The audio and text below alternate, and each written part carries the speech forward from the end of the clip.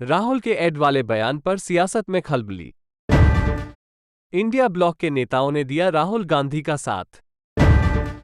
राहुल के एड वाले बयान पर विपक्ष में है हमलावर।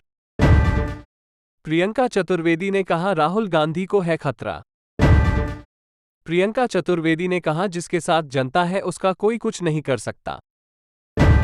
राहुल गांधी कहा है, राहुल गांधी जी ने जो भी सरकार के खिलाफ आज जोर शोर से अपना आवाज बुलंद कर रहे हैं लोकतंत्र बचाने के लिए, उनके सबके खिलाफ एक साजिश रची जा रही है और ये साजिश यहां नहीं विदेश की भूमि पर रची जा रही है। ये मैं आपको बता रहा हूं। कुछ भी हो सकता है, हमले भी हो सकते हैं हमारे सबके ऊपर, राहुल जी के ऊपर।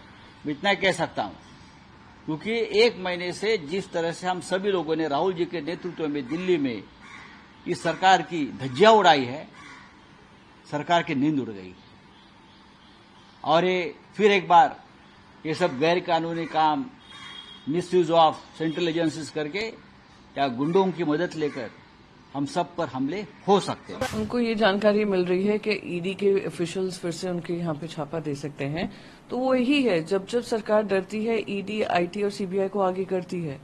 तो इस तरीके से मिसयूज जो हो रहा है, बार बार इसी की बात कर रहे हैं, इसी के ऊपर चर्चा हो रही है कि कितना ये सरकार ईडी, आईटी और सीबीआई के हवाले से अपना एजेंडा चलाती रहेगी। तो उन्होंने यही जानकारी दी है कि उनको पता चला है इस बारे में, और अगर ईडी ऑफिशियल्स आते हैं तो आइए कार्रवाई करिए। इसी तरीके से आपने महुआ मोइत्रा के साथ किया, ऐसे ही आपने संजय राउत जी के साथ किया, ऐसे ही आपने संजय सिंह जी के साथ किया, ऐसे ही आपने हेमंत सोरेन जी के साथ किया, ऐसे ही आपने अरविंद केजरीवाल जी के साथ किया जो अब तक रिहा नहीं हो पा रहे हैं, मनीष सिसोदिया के साथ हुआ है, सत्येंद्र जैन के साथ हुआ है। तो ये जो कार्रवाई चल रही है, ये सिलेक्टिव कार्रवाई, वो दिखाता है कि ये सारी जो एजेंसीज हैं उन्होंने अपने घुटने इस सरकार की तरफ टेक दिए हैं। देश का दुर्भाग्य है जो राहुल गांधी संवैधानिक पद पर एलओपी हैं, सदन चल रहा है, सदन के अंदर तो झूठ बोलते ही हैं, सदन के बाहर भी भ्रम फैलाने का काम किए हैं। उन्हें चुनौती देता हूं कि वो बताएं कि कौन अधिकारी उनको फोन किया है।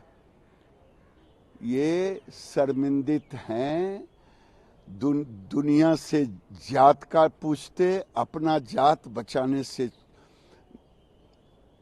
भाग रहे हैं। ये शर्मिंदित होकर के दुनिया में भ्रम फैलाने का काम, इससे बड़ा झूठा कोई आज तक एलओपी नहीं पैदा लिया है।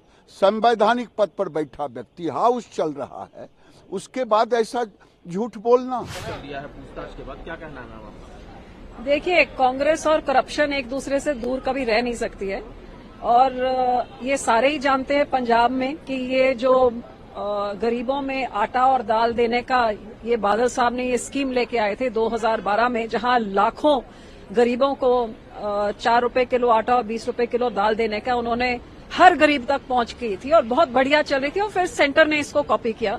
आपको हैरानी होगी कि कांग्रेस के आने के बाद लाखों की गिनती में कार्ड काटे गए और आम आदमी ने उससे भी ज्यादा काट दिए।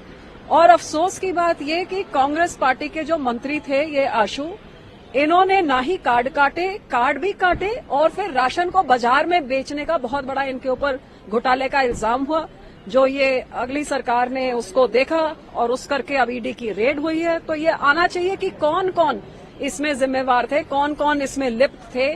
आशु अकेले कर रहे थे क्योंकि एक मेंबर ऑफ पार्लियामेंट जो उस टाइम के थे, उनका नाम भी कांग्रेस का, उनका भी आता है, जो अब दूसरी पार्टी में है। सो बहुत सारी चीजें हैं, और आशु और बिट्टू की नजदीकियां तो सब ये जानते ही हैं कि जब आशु पहली बार गिरफ्तार हुए थे जब अपने बाबर की दुकान में बैठे थे, तो बिट्टू जी वहां पे पहुंच के उनको बचाने के लिए पूरी उन्होंने लड़ाई लड़ी थी।